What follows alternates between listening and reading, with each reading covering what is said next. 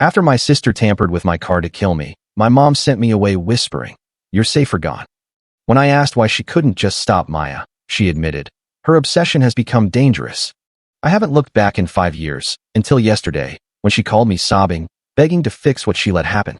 I always felt like the more sensible twin, though my parents never explicitly said so. Standing beside my sister, Maya, she was always the one who drew attention. Maya arrived with an innate charm, athletic grace, and a magnetic personality. I, on the other hand, was inherently careful, preferred books, and often faded into the background. For her 9th birthday, they rented a country club and presented her with a gold necklace as a surprise. I wasn't invited. My celebration involved takeout at home, and my dad even forgot a cake. So, I ended up blowing out a candle stuck in a donut, making a wish. Every school morning, Maya enjoyed French toast with fresh berries, while I typically ate instant oatmeal standing up, rushed out the door with a "don't be late." The unspoken message was undeniable. Charisma equated to value, and I seemed to lack it. That was until college. College didn't just alter my situation, it completely reshaped me. By age 21, I secured a tech internship, gained self-assurance, and began receiving opportunities that were previously unimaginable. Initially, I dismissed it as a temporary stroke of luck, unsure how to navigate this newfound success. Then, unexpectedly, a full-time job offer materialized. It was real. No one was playing a trick. That's when it truly dawned on me. I had genuinely transformed. So, I accepted the offer. I'm not sure how Maya discovered my news, but she did. That very day, I returned home to my mother insisting I decline the offer. When I questioned her reasoning, she explained, "It's making Mia feel insecure. You need to prioritize family." I looked at her, having no intention whatsoever of turning down my ideal job. Still, I attempted to minimize its significance, hoping to preserve our closeness and mutual support. Yet, this wasn't sufficient for her. On numerous occasions, Maya infiltrated my LinkedIn account while I slept, sending messages to my boss claiming I wished to resign for personal reasons. She even attempted to inform HR that I had falsified my resume. Naturally, her plots consistently failed, but her persistence never wavered. Then came my significant first presentation. I chose a navy suit that truly made me feel professional. Even our father remarked on my successful appearance. Maya remained unusually quiet for the remainder of the month. Eventually, she broke. During my morning commute, I suddenly realized the steering wheel was unresponsive. A concrete barrier rapidly approached, and a chilling fear gripped me. I truly believed I was about to die, and I would have, had I not managed to yank the emergency brake. I instantly knew Maya was responsible for this, yet I felt no anger or sorrow, only profound terror. I immediately drove home, finding my mother and Mia seated in the kitchen. "Maya, you're insane. You could have just called me." Maya merely shrugged, but I saw genuine fear etched on my mother's face, so I pressed on. "Mom, Maya tampered with my car. I could have died." My hands trembled uncontrollably, but she remained motionless, her face utterly devoid of color. "Mom, do you not grasp this?" Then, at last, she spoke. She finally uttered, "Jenna, pack your belongings right now." I stood frozen for a full minute, utterly bewildered. She offered no further explanation, simply telephoned my cousin and informed her I would be arriving for an extended visit. At that moment, I was too stunned to argue further. I hastily tossed my necessities and laptop into a duffel bag before heading out to the waiting car. My thoughts spun wildly. However, just 5 minutes later, everything became disturbingly clear. That's when she called me. "Sweetheart, I'm truly sorry, but you'll be safer elsewhere," she whispered, her voice trembling. "Your sister's fixation has turned perilous. It turns out, a month ago, when your dad praised me, your sister also tampered with his brakes." My mother had been too terrified to involve the police because Mia had threatened to implicate both of us if any authorities became involved. Suddenly, all the pieces fell into place. I could discern from her tone that she, too, recognized her missteps concerning Maya. But at that point, I no longer cared about that. You see, Maya now seemed convinced she was invincible, that nothing could impede her, that I was the vulnerable one. I was about to demonstrate just how mistaken she was on every count. My cousin's apartment quickly became my refuge, although Mia's digital torment commenced without delay. The digital onslaught began immediately. She fabricated social media profiles to disseminate falsehoods about me, dispatched anonymous emails to my colleagues alleging mental instability, and even attempted to breach my work systems. In response, I updated all my passwords, activated two-factor authentication across every platform, and meticulously recorded every incident. During my initial week at my cousin's, sleep was a rarity. Each car door closing made me flinch. Every unfamiliar number that called sent my heart pounding. Maya inundated me with messages, oscillating between menacing threats and insincere apologies. I blocked her number, but she simply resorted to using disposable phones. Her messages grew progressively more erratic, detailing how she intended to rectify our family dynamic once I was no longer present. My workplace transformed into another arena of conflict. Anonymous grievances inundated HR concerning my supposed unprofessional conduct. Someone persistently ordered food deliveries to the office in my name, then refused to pay. My computer mouse would inexplicably vanish. Crucial files became corrupted, and my parking space was consistently occupied by vehicles lacking license plates. Surveillance footage consistently seemed to malfunction during these occurrences. I began arriving at work an hour early, utilizing various parking locations, and diligently backing up all my data to multiple cloud services. My supervisor approached me. My supervisor, Nancy, discreetly spoke with me after observing my increasingly wary demeanor. I offered her a simplified account of my family difficulties, and she quietly relocated my desk to a safer spot adjacent to her office. Maya's methods grew more sophisticated. She began impersonating me online, submitting applications for credit cards and loans. She disseminated my resume, complete with my personal phone number, across dubious job platforms. She even established dating profiles using my photographs, providing my work address to random men. I dedicated countless hours daily to damage control, submitting fraud reports, and clarifying to bewildered strangers that I had not, in fact, invited them to lunch. The ultimate breaking point arrived when Maya somehow obtained my new address. I discovered her at 3 a.m., seated in her car outside my cousin's building, simply observing. When I confronted her through the window, she smirked and displayed her phone, revealing a photograph of me asleep from the previous night. She had been inside. My cousin had neglected to secure the balcony door. I contacted the police, but Mia departed before their arrival. Lacking evidence of forced entry, they were unable to act. The officer suggested a restraining order, yet I understood Mia's threat of implicating us was not idle. She had already demonstrated a capacity for attempted murder. My cousin promptly installed new locks, security cameras, and an alarm system. We intentionally diversified our daily routines, diligently checked for tracking devices, and refrained from ever sharing our locations online. I began educating myself on cybersecurity, personal safety, and legal self-defense. Work became my sole refuge. Even my work, my sole sanctuary, became a target for Mia's malicious attempts. She telephoned, posing as my doctor, asserting I had a contagious illness.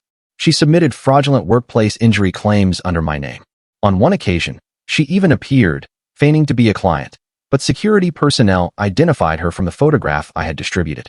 My mother contacted me weekly, her voice consistently strained.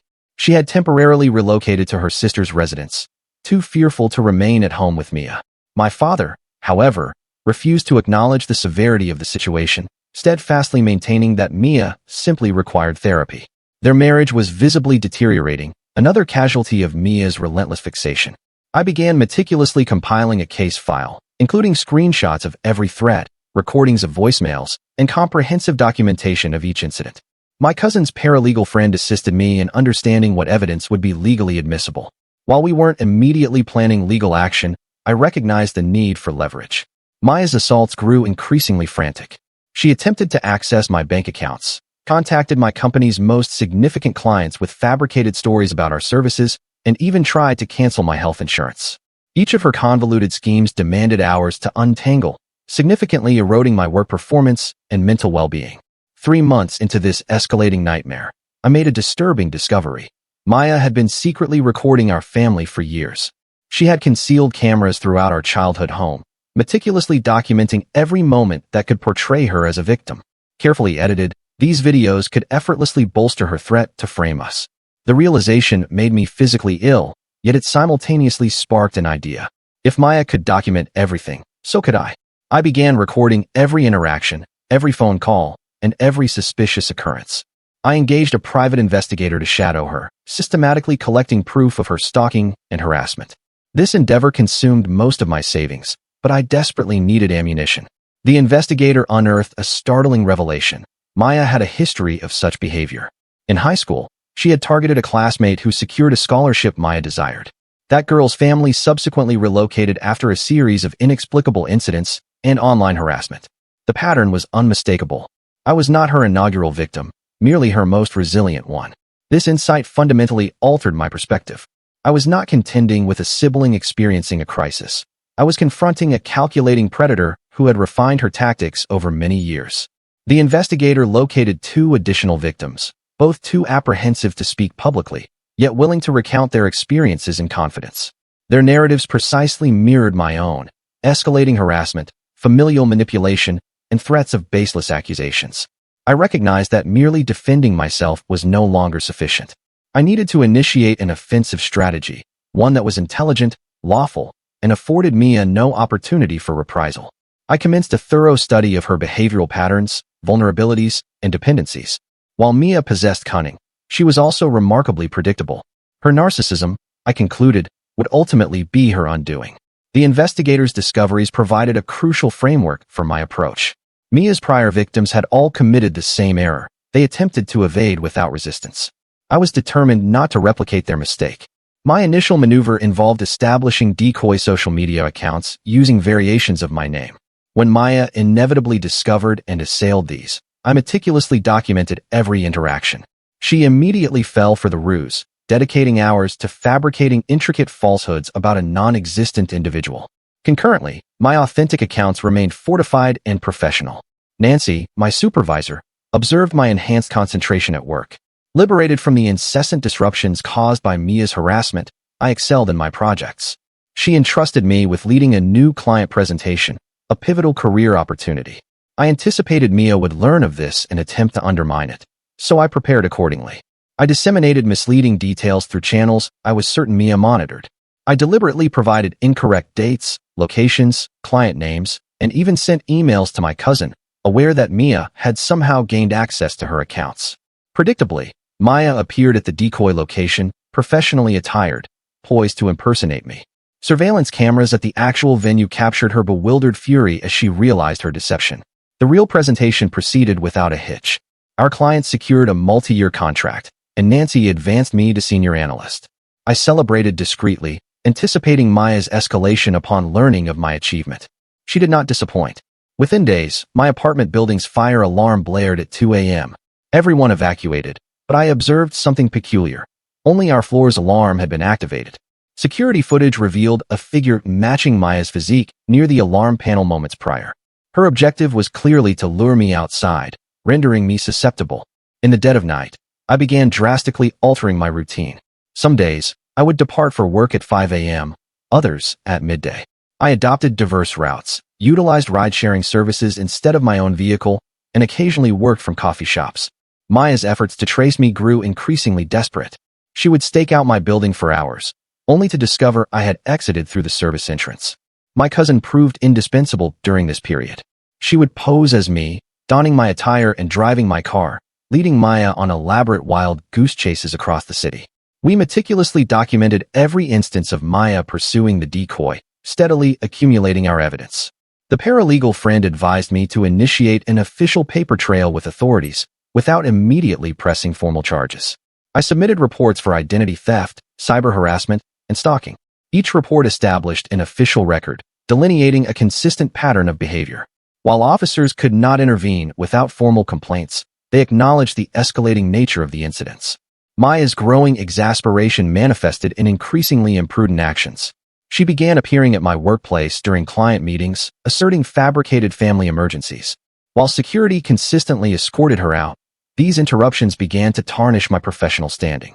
Nancy grasped the gravity of the situation, yet I sensed her patience was dwindling. I resolved to exploit Mia's narcissism. I fabricated a company newsletter announcing my promotion, incorporating a pivotal detail. It stated I would be relocating to our Seattle office. The newsletter appeared entirely legitimate, complete with authentic company letterhead and executive endorsements. I ensured it reached Maya through meticulously arranged leaks. Her response was immediate and entirely foreseeable. She booked flights to Seattle, investigated apartments there, and even submitted job applications in the vicinity, entirely consumed by this deceptive lead. Meanwhile, I discreetly cemented my position at the local office. Nancy sanctioned my request for a private office, accessible only by key card, citing legitimate security concerns. My mother's phone calls grew more frantic. She reported that Maya had become fixated on relocating to Seattle, depleting their savings on preparations for the move. My father finally began to notice the financial drain, questioning the destination of their funds. The fissures in Mia's carefully constructed facade were becoming apparent.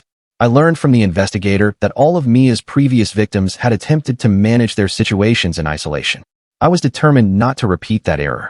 I quietly cultivated a robust support network, comprising trusted colleagues, my cousin's friends, and even some clients who had personally witnessed Mia's disruptive behavior. All agreed to meticulously document any interactions with her. The Seattle deception afforded me 3 weeks of much-needed tranquility. During this period, I implemented every conceivable security measure. I installed cameras in my vehicle, carried a personal alarm, and even enrolled in self-defense courses. The instructor, a former police officer, imparted knowledge beyond mere physical defense. He demonstrated how to properly document threats and establish behavioral patterns that would be recognized by legal authorities. Maya returned from Seattle in a furious state. She had uncovered my deception when she attempted to surprise me at the non-existent Seattle office. Her harassment recommenced with amplified intensity. She slashed my tires, necessitating costly replacements. She disseminated explicit photographs to my professional contacts, falsely alleging I operated an escort service. She even endeavored to tarnish my standing with our extended family, fabricating narratives of my supposed substance addiction and mental instability. Each assault demanded meticulous counter-strategies. I arranged for mechanics to document the tire damage. I collaborated with IT to trace the explicit emails back to Mia's IP address. I individually contacted family members, sharing concrete evidence of Mia's harassment. While some accepted my account, others remained dubious, yet I was steadily cultivating a network of allies. The pivotal moment arrived when Mia committed a grave error. She attempted to gain unauthorized access to my work computer using stolen credentials. Unbeknownst to her, Nancy had sanctioned heightened security monitoring on my accounts. Every keystroke was recorded. Every access attempt was meticulously traced. Mia activated numerous security alerts. And this time, the perpetrator was not anonymous. Our IT department pinpointed the breach to a precise location, a coffee shop situated near Mia's apartment. Surveillance footage from the establishment clearly depicted her utilizing a laptop to execute the attempted breach. For the very first time, we possessed irrefutable evidence of her criminal conduct that did not rely on familial testimony. Nancy summoned me to her office. She presented the evidence, her demeanor solemn. The company had the option to pursue charges for corporate espionage and attempted data theft. These were grave offenses carrying significant repercussions. She granted me a 24-hour window to determine whether to officially involve law enforcement. I spent that entire night deliberating my choices. Pursuing charges would inevitably mean facing Mia's threats about implicating our family. However, I had dedicated months to constructing an impenetrable defense. Every threat she had uttered was meticulously documented. Every baseless accusation had been thoroughly refuted. Each instance of harassment was recorded. I telephoned my mother that evening. She was already weeping before I even began to explain the circumstances. Mia had become progressively more erratic. My mother confessed she had discovered Mia's journal, brimming with elaborate blueprints to dismantle my life. The entries spanned years, detailing her deep-seated resentment and meticulous planning. Mom finally grasped the profound extent of Maya's obsession. She then disclosed something that fundamentally altered everything. Mia had undergone therapy as a child for similar conduct toward her peers. The records had been sealed, yet they existed. Should Mia attempt to portray me as the aggressor, these historical documents would unequivocally establish her consistent behavioral pattern. Equipped with this crucial information, I reached my decision. Yet, I chose not to immediately proceed through official channels. Instead, I resolved to offer Maya one final opportunity to cease, leveraging the evidence I had amassed. I arranged a meeting via my mother, stipulating it occur in a public venue equipped with security cameras. Maya consented, likely under the impression she had finally defeated me. We convened at a bustling restaurant during the midday rush, ensuring an abundance of witnesses. I placed a folder on the table between us. Within it lay duplicates of every piece of evidence. The IT security logs, the investigator's report detailing her previous victims, screenshots of every threat, and comprehensive documentation of every incident. The evidence was irrefutable and overwhelming. Maya's expression shifted through a spectrum of emotions as she perused the documents. Fury, apprehension, incredulity, and ultimately, a chilling calculation. She endeavored to maintain her composure, but I observed her hands trembling. For the first time in months, I held the distinct advantage. I articulated her choices with utmost clarity. She could immediately cease all harassment, pursue professional assistance, and leave me undisturbed indefinitely, or I would present this compelling evidence to both law enforcement and her employer. The decision rested solely with her, with a 48-hour deadline for her response. Maya attempted to bargain, to intimidate, to manipulate, but I had mastered her stratagems.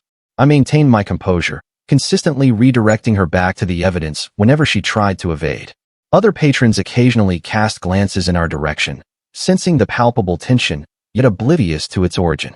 She made one final, desperate maneuver, retrieving her phone to display the edited videos from our childhood. I countered by showing her my own phone, revealing the therapy records my mother had mentioned. Her face blanched. She had been unaware of those records' existence or that I had discovered them. The meeting concluded with Maya taking the folder and departing without another utterance.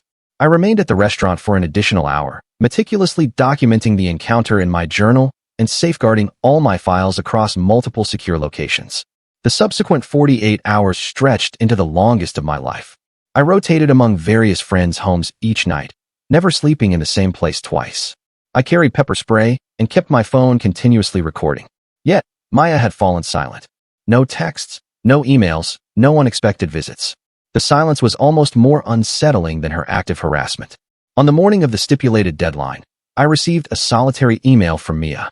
It contained no text, merely an attachment, a signed agreement to terminate all contact and seek professional help. I had my lawyer scrutinize it, verify its authenticity, and file it accordingly. However, I knew better than to rely solely on Mia's promise.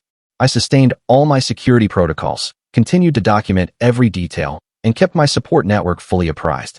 Maya might have consented to desist, but I had learned that predatory individuals do not undergo immediate transformations. The genuine trial arrived 2 weeks later.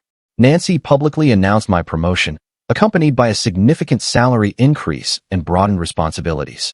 Previously, this would have provoked an instant reaction from Maya, yet there was nothing. No harassment, no sabotage attempts, no anonymous grievances. I permitted myself a modest celebration with my cousin and close companions. We had prevailed in this skirmish, yet I remained acutely watchful. Mia's established pattern indicated she would eventually probe boundaries, searching for vulnerabilities in my defenses. Indeed, a month later, I became aware that someone had been inquiring about me at my gym. The description precisely matched Maya. She had not directly approached me, but she was clearly gauging the situation. I promptly notified the gym management, presenting Maya's photograph and detailing the circumstances. They prohibited her from the premises and added her to their security watch list. This established our new routine. Mia would subtly probe, attempting to collect information or assess my vulnerabilities. My response involved immediately closing any avenue she discovered, meticulously documenting her attempt, and strengthening my boundaries. It was draining, yet essential. My mother reported that Maya had, in fact, commenced therapy, though she harbored doubts about its genuine efficacy. Maya was merely performing the motions to evade legal repercussions, not because she harbored a sincere desire for change. My father, having reviewed the evidence I had meticulously assembled, finally conceded the gravity of the situation. Their marriage, though strained, was enduring. 3 months following our restaurant encounter, I executed another strategic maneuver. I applied for and successfully obtained a restraining order predicated on the thoroughly documented harassment.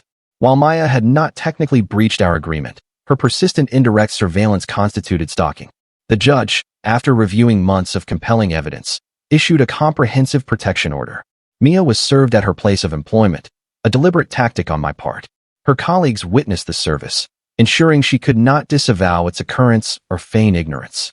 The order explicitly forbade her from approaching within 500 feet of me, my residence, or my workplace. It also prescribed all forms of contact, whether direct or indirect. The restraining order yielded an unforeseen outcome. Maya's employer, upon learning of the circumstances, placed her on administrative leave pending an internal investigation. Her meticulously cultivated professional facade disintegrated as colleagues began to distance themselves. The very repercussions she had sought to inflict upon me were now befalling her. I learned through family channels that Maya attempted to manipulate the narrative, asserting I was the aggressor who had destroyed her life. However, the irrefutable evidence spoke more powerfully than her words. Even her closest acquaintances began to question her accounts when confronted with the documented truth. My life progressively stabilized. My existence gradually found equilibrium. My professional life thrived, unburdened by incessant disturbances. I began a relationship with someone Nancy introduced, and I was entirely transparent about my security apprehensions. He comprehended and honored my boundaries, even proposing we diversify our date venues to circumvent any patterns Mia might attempt to trace. The investigator furnished quarterly reports on Mia's endeavors. She had lost her employment and returned to live with our parents. Her efforts to secure new work were impeded by the restraining order and the conditions of her termination. She was now enduring the professional ruin she had meticulously planned for me. I derived no gratification from her decline, only profound relief that the immediate danger had subsided. Nevertheless, I understood this was not the end. Individuals like Maya do not simply concede defeat. They regroup, strategize, and await opportune moments. I recognized the imperative to remain prepared for any future developments. My cousin and I devised a comprehensive, long-term security protocol.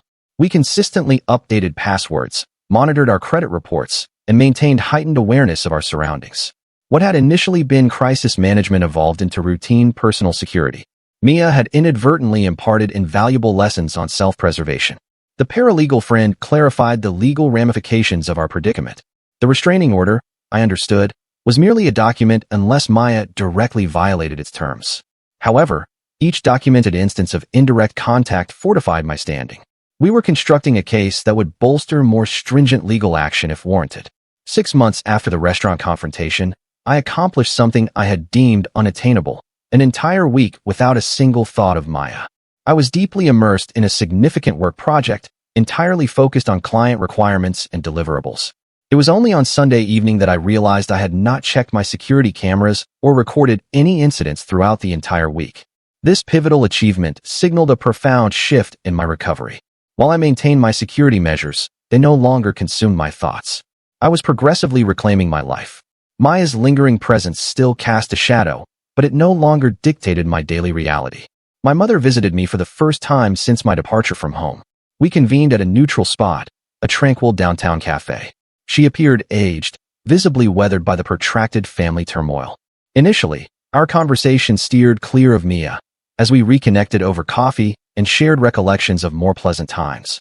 Inevitably, she broached the topic I had been evading. Mia was struggling, she explained. Therapy was proving ineffective because Mia steadfastly refused to engage with genuine honesty. She persisted in portraying herself as the victim, despite an abundance of contradictory evidence. The therapist had recommended inpatient treatment, but Mia declined. I listened in silence, offering neither compassion nor remedies. This was not my burden to resolve. I had safeguarded myself and constructed a new existence. Mia's progress, or lack thereof, was her own accountability. My mother seemed to grasp my stance, though I perceived the anguish it caused her. We established new parameters for our relationship. My mother was welcome to visit me, but she was prohibited from sharing any details of my life with Mia. She could not pressure me to reconcile or to forgive. Our relationship would exist entirely distinct from Mia's issues. My mother consented, though I recognized the challenge she would face in upholding these boundaries. My father contacted me independently. His approach was more pragmatic. He sought to comprehend how Mia had concealed her conduct for such an extended period. I shared my insights into her pattern of targeting perceived adversaries, her meticulous image cultivation, and her adeptness at manipulation. He listened intently, at last perceiving the daughter he had disregarded for years.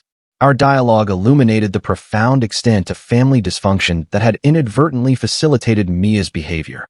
The partiality, the disparate expectations, the readiness to compromise my needs for Maya's ease.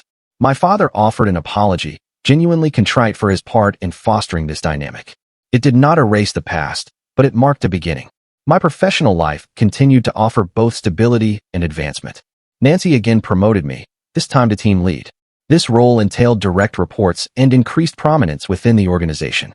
I had attained the professional triumphs Mia had relentlessly sought to dismantle, achieving them through genuine merit, not manipulation. My personal relationship also deepened. My boyfriend understood that the security measures I employed were not born of paranoia, but of essential precaution. He had personally witnessed one of Maya's indirect contact attempts, a peculiar woman inquiring about me at a restaurant we frequented. His unwavering support validated my experiences in a way my family never had. As the 1-year anniversary of my departure from home drew near, I contemplated the profound metamorphosis this crisis had compelled within me. I had transitioned from a wary, unnoticed twin into a strategic, self-preserving professional. Maya's relentless efforts to ruin me had, instead, forged me into a more resilient individual. Yet, this newfound strength came with its own price. I grappled with issues of trust, constantly scrutinizing motives and searching for concealed agendas. A heightened state of vigilance had become second nature. My therapist assisted me in differentiating between prudent caution and trauma-induced reactions. Recovery, I realized, encompassed not merely physical safety, but also profound emotional healing. The investigator's most recent report delivered unsettling news. Maya had been meticulously researching legal loopholes pertaining to restraining orders. She had joined online forums for individuals who asserted they were falsely accused of stalking. She was actively constructing a narrative of victimhood, amassing strategies from others who had confronted similar restrictions. I braced myself for the subsequent stage of our conflict. Mia was clearly orchestrating something, and I needed to be prepared. I conferred with a criminal attorney, seeking clarity on my options should Mia escalate her actions. The lawyer meticulously reviewed my comprehensive documentation. Impressed by the thoroughness of my evidence collection, we collaboratively devised contingency plans for a multitude of potential scenarios. My network of support had transformed into an advanced early warning system. Colleagues, friends, neighbors, and various service providers were all instructed to alert me to any questionable inquiries. This decentralized security meant Mia could not readily acquire intelligence regarding my routines or susceptibilities. The date for the restraining order's renewal drew near. I faced the decision of whether to extend it or allow it to lapse.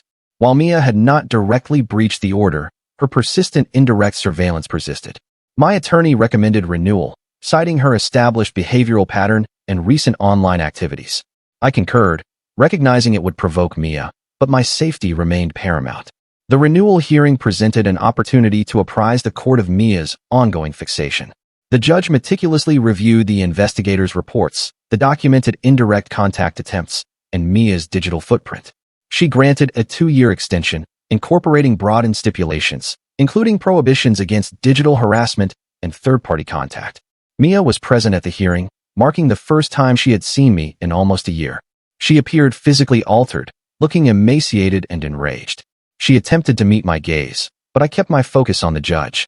Her legal counsel contended I was paranoid and vindictive, yet the overwhelming evidence refuted every assertion. The judge's ruling was prompt and conclusive.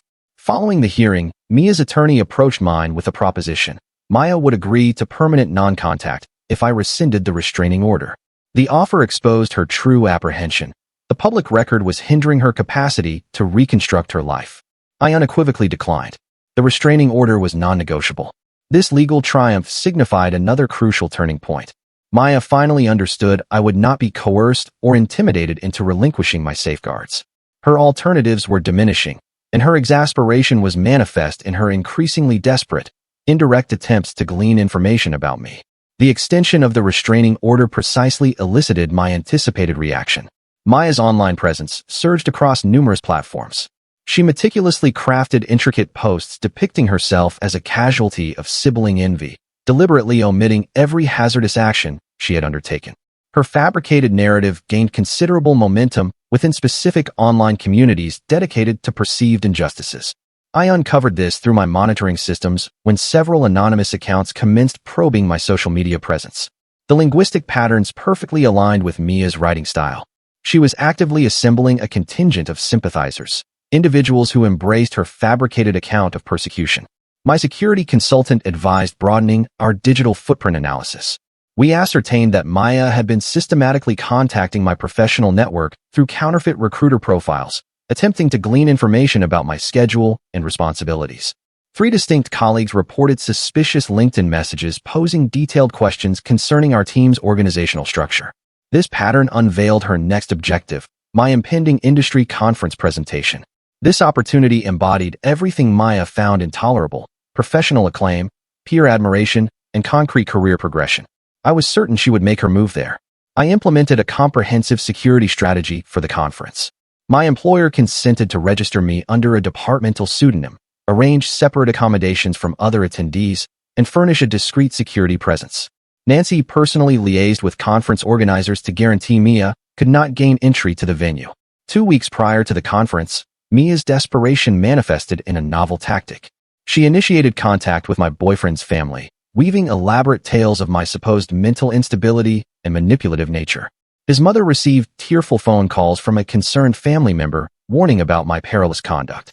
His sister discovered anonymous letters in her mailbox detailing fabricated incidents.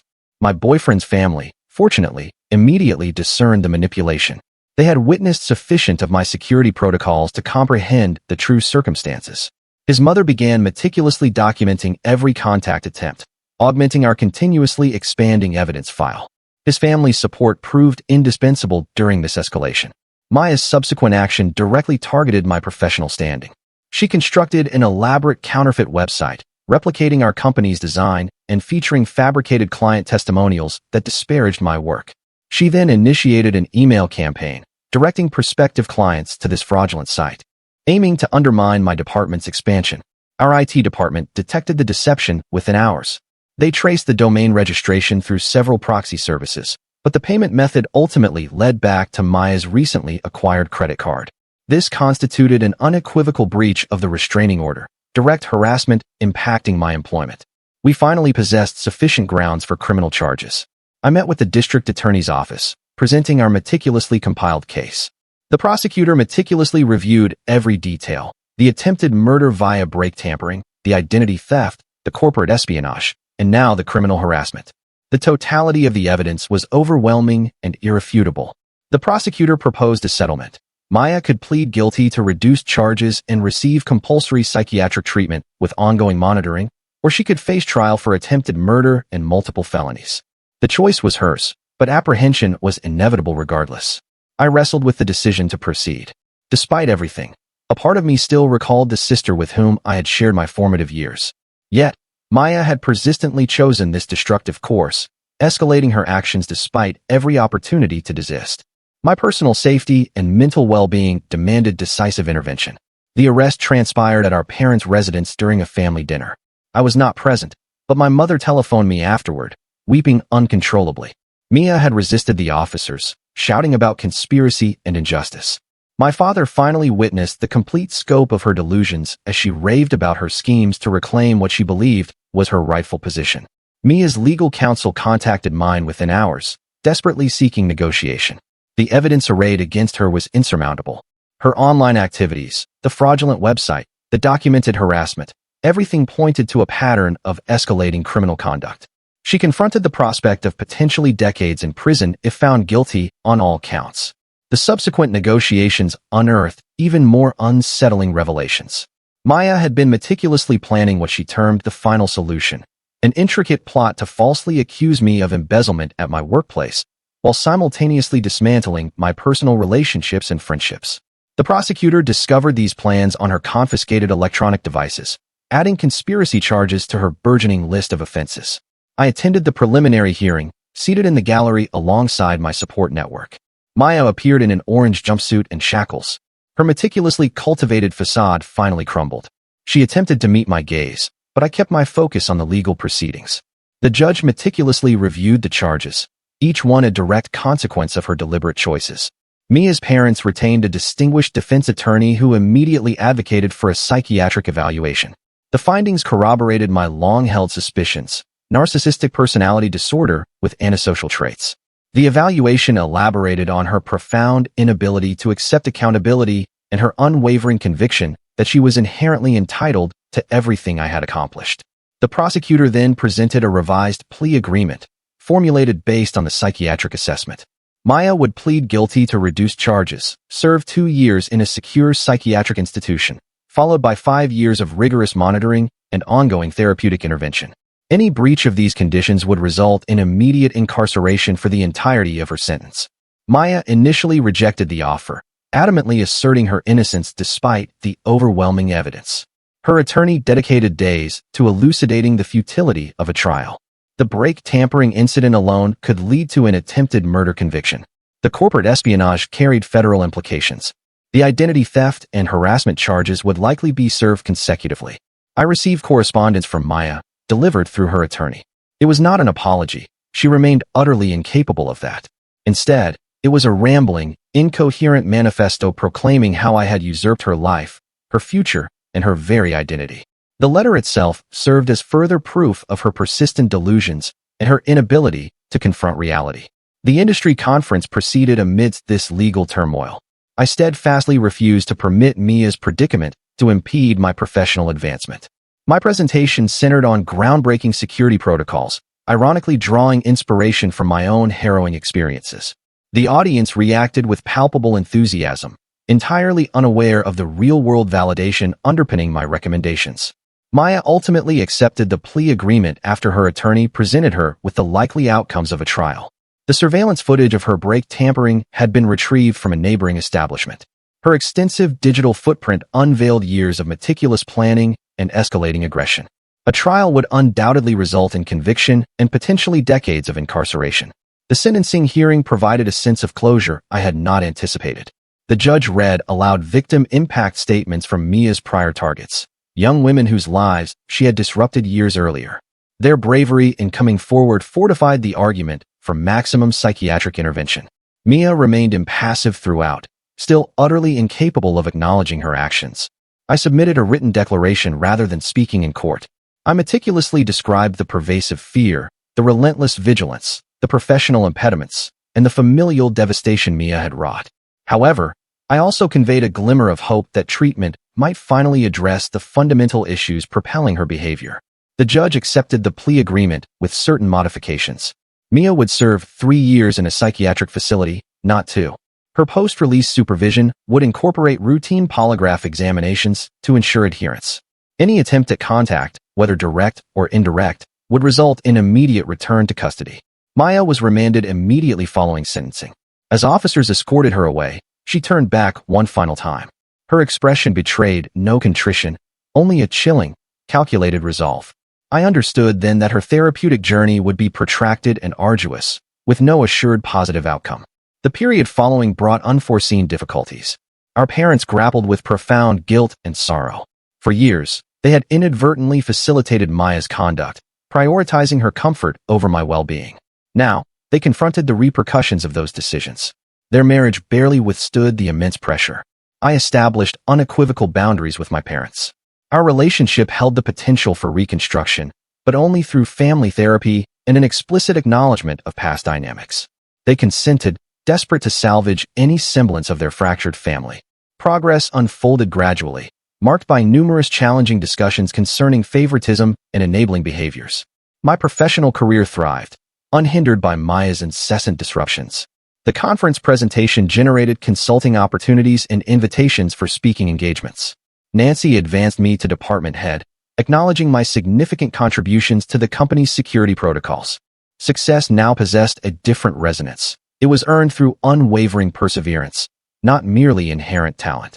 The security measures I had implemented became ingrained aspects of my life, stemming not from paranoia, but from hard-won wisdom. I maintained acute situational awareness, safeguarded my personal data, and relied on my intuition. Maya had unwittingly imparted invaluable survival competencies. My relationship with my boyfriend deepened amidst shared hardship. He had witnessed the most severe aspects of my family's dysfunction and chose to remain steadfast. We forged our bond on principles of candor, security, and reciprocal esteem. When he proposed a year later, I accepted without hesitation. The process of planning our wedding illuminated the extent of my personal growth. I implemented stringent security protocols without reservation, vetting vendors, and restricting information dissemination. Our celebration would be joyous, yet meticulously protected. Mia's absence felt like liberation rather than deprivation. My mother attended the wedding, at last acknowledging her complicity in enabling Mia's conduct. She had completed months of therapy, diligently striving to comprehend how her partiality had cultivated such profound dysfunction. My father also attended, our relationship gradually mending through sincere dialogue and mutual accountability. The investigator furnished final reports concerning Mia's condition. She remained in treatment, her progress incremental yet discernible. The facility indicated she had commenced admitting certain actions, though complete accountability continued to elude her. Her therapist cautioned that personality disorders necessitated years of intensive therapeutic engagement. I elected to uphold the restraining order despite Maya's confinement. Legal safeguards afforded me peace of mind as I constructed my new life. The order would persist throughout her treatment and monitoring phase, serving as a legal barrier against future contact attempts. My cousin remained my most trusted confidant throughout this entire ordeal. We had navigated this tempest together, our bond fortified by shared vigilance and reciprocal encouragement. She served as my maid of honor, understanding the profound significance of celebrating without apprehension. The wedding day transpired without incident. Security discreetly supervised the venue, yet no threats materialized. I proceeded down the aisle, experiencing genuine liberation for the first time in years. Maya's lingering influence no longer overshadowed my happiness. Our honeymoon involved no social media posts or location sharing. These practices, initially born of necessity, had become second nature. Privacy, I realized, was not paranoia, but a fundamental aspect of self-preservation. We celebrated discreetly, securely, and joyfully. Upon returning to work, I discovered my experiences possessed unforeseen utility. Other employees confronting stalking or harassment sought my counsel. I formulated company protocols for assisting staff through comparable predicaments. My personal trauma transmuted into expertise that benefited others. The first anniversary of Mia's sentencing passed without fanfare. Her treatment reports indicated negligible advancement. She had acquired the ability to mimic appropriate reactions without any genuine comprehension. The facility advocated for prolonged treatment, which the court sanctioned, prioritizing public safety over her personal inclinations. I now constructed my life with deliberate intent. Career progression materialized through meticulous planning and strategic foresight. Relationships evolved gradually, founded on explicit boundaries and reciprocal esteem. Every decision I made reflected the hard-earned wisdom regarding human nature and self-preservation. My narrative disseminated through professional circles, though I shared it judiciously. Other individuals who had experienced familial violence found solace in my resilience. I delivered presentations at security conferences on personal protection, transforming my trauma into educational opportunities. My experiences aided others in identifying and escaping comparable predicaments. The restraining order's renewal occurred automatically, the court acknowledging the persistent necessity. Maya's facility reports consistently indicated resistance to treatment. She clung to her victim narrative despite years of therapeutic intervention. Some individuals, I came to understand, opted for their delusions over challenging realities. I attained professional acclaim through my own intrinsic merits. Industry publications highlighted my security protocols. Colleagues actively sought my expertise on threat evaluation. The triumphs Maya had endeavored to usurp flourished far beyond her grasp.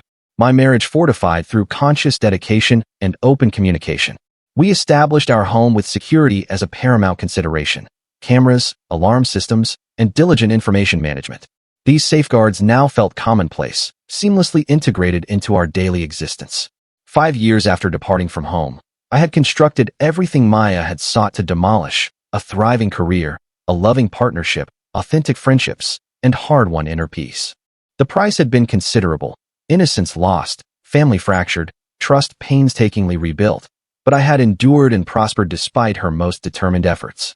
The final facility report arrived on a serene Tuesday. Maya had received approval for supervised release to a halfway house.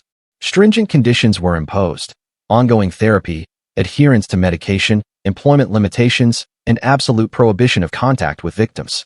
Any infraction would result in immediate reincarceration. I experienced no apprehension at this news, only unwavering determination. My life was fortified by multiple layers of security, comprehensive legal documentation, and a supportive community. Maya had instilled in me the virtue of vigilance, a lesson I had absorbed thoroughly. She was permitted to re-enter society under supervision, but she would never again infiltrate my existence. I submitted updated protection orders containing Mia's release particulars. Local law enforcement received her photograph and relevant information. My security network became active, everyone alert, yet devoid of panic. Preparedness averted alarm. Life proceeded onward. Each day, building upon the bedrock of hard-earned stability, I mentored emerging professionals, imparting insights on workplace security and personal boundaries. My experiences, meticulously processed through years of therapy, transformed into instruments for assisting others in safeguarding themselves. The young girl who once ate instant oatmeal standing up, overlooked and disregarded, no longer existed. In her stead stood a woman who had confronted attempted murder, endured sophisticated harassment, and forged success despite profound familial betrayal. Mia's relentless fixation had molded me into an individual more formidable than either of us had ever conceived. I now selected my confrontations with careful deliberation, recognizing that some individuals remained perilous irrespective of time or therapeutic intervention. Mia would perpetually pose a threat to me. Her narcissism was too deeply ingrained for genuine transformation. Nevertheless, I had learned to shield myself, to erect enduring boundaries, and to cultivate achievements she could not undermine. My narrative was not one of retribution or reconciliation. It was a chronicle of survival, personal evolution, and the conscious choice to construct rather than to demolish. While Maya served her sentence and confronted her inner demons, I had meticulously built a life imbued with purpose, security, and happiness. The twin once deemed merely responsible had emerged as a resilient survivor.